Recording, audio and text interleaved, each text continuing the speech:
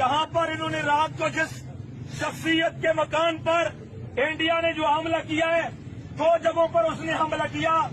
एक उसने मौलाना मसूद अजहर जो एक जिहादी कमांडर हैं, जो जैश ए मोहम्मद के सरबराह हैं, उनके घर पे इन्होंने हमला किया।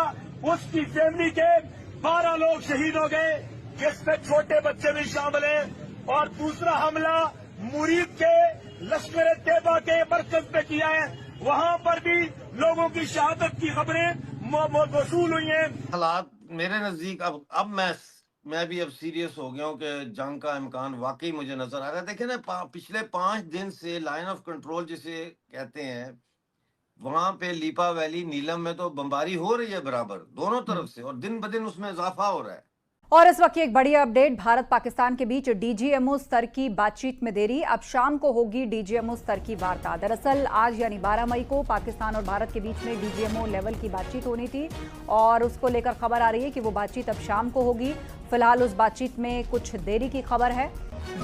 पाकिस्तान कभी भी इकरार नहीं करेगा कि उनके मुल्क से आतंकवादी आकर भारत में लोगों का कत्ल कर रहे हैं।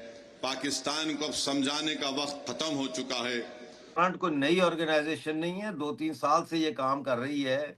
सब कह रहे पीटीवी पे, पाकिस्तानी टेलीविजन चैनल्स पे कि हमने तो ये नाम नहीं सुना, हमने तो ये नाम नहीं सुना। भाई तुमने नहीं सुना तो नहीं सुना, हमने तो सुन रखा है। जब लश्कर को बैन किया था तो फिर ये बनी थी।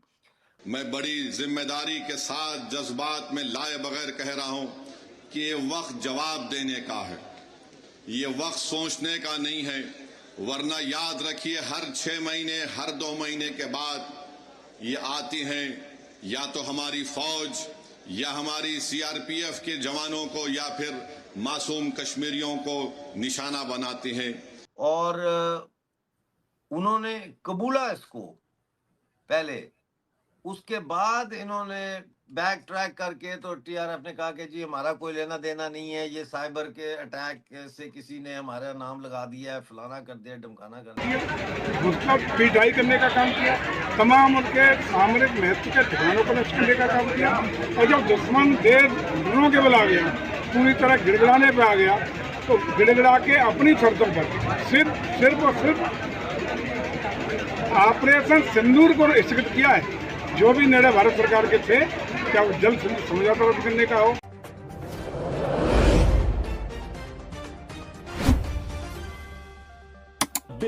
अपना बिल चेंज कर रहा वो चूहा, वो भी इसी तरीके से तड़पता हुआ दिख रहा होगा। हो सकता है। जी राम कृपाल, एक लाइन कह दूं। हाँ। अगर मसूद अजहर ये पहले मारा गया होता तो आज उसका परिवार जिंदा होता। यस, ये समझ लीजिए, ये बहुत लोगों के लिए है। हाँ। कि जो लोग इस तरह से हैं, आज वो कह रहा है कि इससे अच्छा तो मैं मर जाता जी। अगर ये मर गया होता तो आज इसके 14 लोग जिंदा होते। ये अपने आप में कबूलनामा है। ये मसूद अजहर का कबूलनामा है कि उसके परिवार के लोग मारे गए हैं। अगर वो मर गया होता तो ये परिवार जिंदा रहता। लेकिन सर, बाकी आतंकवादियों को सोचना चाहिए। लेकिन वो तो पाकिस्तानी सेना और आईएसआई के महफूज यहाँ शेल्टर में था। दीपक वोरा जी, भारत की ओर से जिस तरह से पूरा शेल्टर ये ब्लॉक किया गया है, पूरा उनका जो सुरक्षा चक्र था उसको भेदा गया है। अब पाकिस्तान में बैठे आतंकी 1000 बार सोचेंगे, क्योंकि उनका अपना घर, उनके अपने लोग भी भारत की मिसाइलों से सुरक्षित नहीं है। आपने बिल्कुल सही कहा सर। 9/11 के बाद जब अमेरिका ने हमला किया था अफगानिस्तान पर, सारी दुनिया अमेरिकन थी। सबने कहा तोड़ दो आतंक को, बहुत खुश थे सारी दुनिया। और 7/5 को जो हमने किया है, सारी दुनिया हमारे साथ है। तोड़ दो इस आतंक के गढ़ को। क्योंकि सर एक चीज मैं बता दें, आर्थिक, सोशल, एजुकेशन, सब कुछ, दुनिया की नंबर 1 चैलेंज आज 100 से ज्यादा देशों में क्या है? आतंक। वो सब हमारे साथ हैं। Thank you India. मेरे पास जो मैसेज आ रहे हैं, thank you India for doing what you have done. ये संदेश है। पाकिस्तान में अब काहे की बैठक हो रही है, मुझे समझ में नहीं आ रहा। नहीं सर, वो शोक वहां पर मसूद अजहर रो रहा है, छाती पीट रहा, काहे की बैठक हो रही है? वो शोक सभा हो रही है। शोक सभा हो रही है। इज्जत से कैसे सरेंडर करें?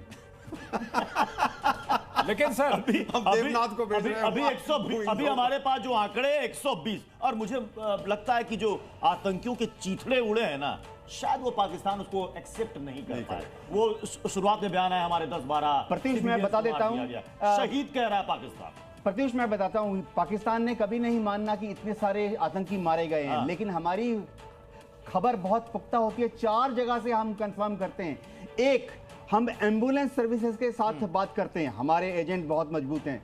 2, सब अस्पतालों में जो आईसीयू हैं वहां पर हमारे खबरिए हैं, हम वहां से कंफर्म करते हैं।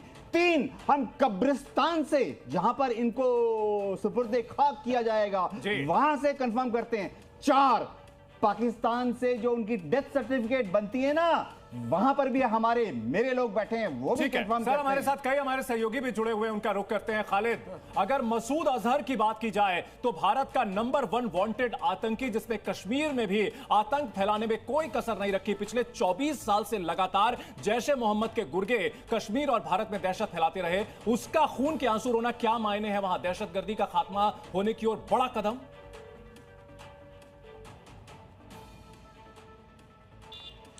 देखिए, बिल्कुल मुरीद के जो हेडक्वार्टर है जैश ए मोहम्मद का, वहाँ पर जो हमला टारगेटेड किया गया है वो इसीलिए किया गया था कि जितने भी हमले अगर हम भारत की करें तो उसमें सबसे ज़्यादा हाथ जो है जैश ए मोहम्मद का सामने आया है। चाहे आप मुंबई हमले को ले, चाहे आप पठानकोट को ले, पुलवामा हमला ले, या फिर और उड़ी का हमला ले, तो अब तक जितने भी पहलगाम को छोड़कर जो बड़े हमले हुए हैं उसमें जैश ए मोहम्मद का ही नाम सामने आया था। तो इसीलिए मुरीद के उस कैंप को जो है खास फोकस किया गया, उसको नष्ट कर दिया गया। और जो हमें इंफॉर्मेशन मिल रही है कि वहाँ पर पूरी तरह से आईडी ट्रेनिंग दी जाती थी, वहाँ पर जो बंदूक चलाने की जो ट्रेनिंग थी वो दी जाती थी, उस पूरे इमारत को ही नष्ट कर दिया गया है। वही अगर भावलपुर की बात करें तो वहाँ लश्कर ए तैयबा का हेडक्वार्टर था, जिसने पहलगाम हमले के पीछे जिसका हाथ है उसको भी टारगेट किया गया। और मुजफ्फर और खालिद आप अपडेट देते रहे, हम स्क्रीन पर लोगों को दिखा भी रहे हैं। ये 9 तस्वीरें, ऐसे ना जाने कितनी तस्वीरें आई हैं, लेकिन फिलहाल अभी आप देखिए ये 9 तस्वीरें ऑपरेशन सिंदूर की। पाकिस्तान को रात 1:05 से लेकर के रात के 1:30 बजे तक जो तगड़ी मार पड़ी है ना, ये उसकी तस्वीर है। देखिए कैसे वहां पर लोग सड़क पर भागते हुए नजर आ रहे हैं, आतंकी छिपते नजर आ रहे हैं, बड़े बड़े गोले गिरे हैं वहां पर, विस्फोट, धमाका आप देखिए। और उसके बाद जब यहां पर प्रेस कॉन्फ्रेंस हुई और हमारी सेना की तरफ से बकायदा वीडियो जारी करके बताया गया, पिन पॉइंटेड टारगेट हमारा था, कौन कौन से आतंकी अड्डे थे जिनको हमने तबाह किया। हमारे साथ रजत भी इस वक्त ग्राउंड जीरो से जुड़े हुए हैं।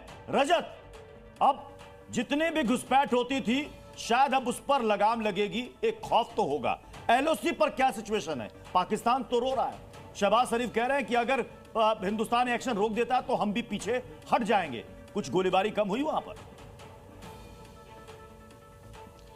जी प्रत्युष, आपको बता दें कि कल देर रात से ही 1:30 बजे के बाद से ही ये शेलिंग जो है वो शुरू हुई है और पुंछ में फिलहाल अभी भी रुक कर गोलाबारी जो है वो हो रही है। अभी तक की जानकारी मुताबिक 6 लोगों की जान चली गई है, बट बावजूद इसके जो बॉर्डर के इलाके हैं बताया जा रहा है कि पाकिस्तान में भी काफ़ी कैजुअलिटी जो है वो हुई है। पाकिस्तानी सेना जो लगातार फायरिंग कर रही है उसका जवाब भारतीय सेना दे रही है।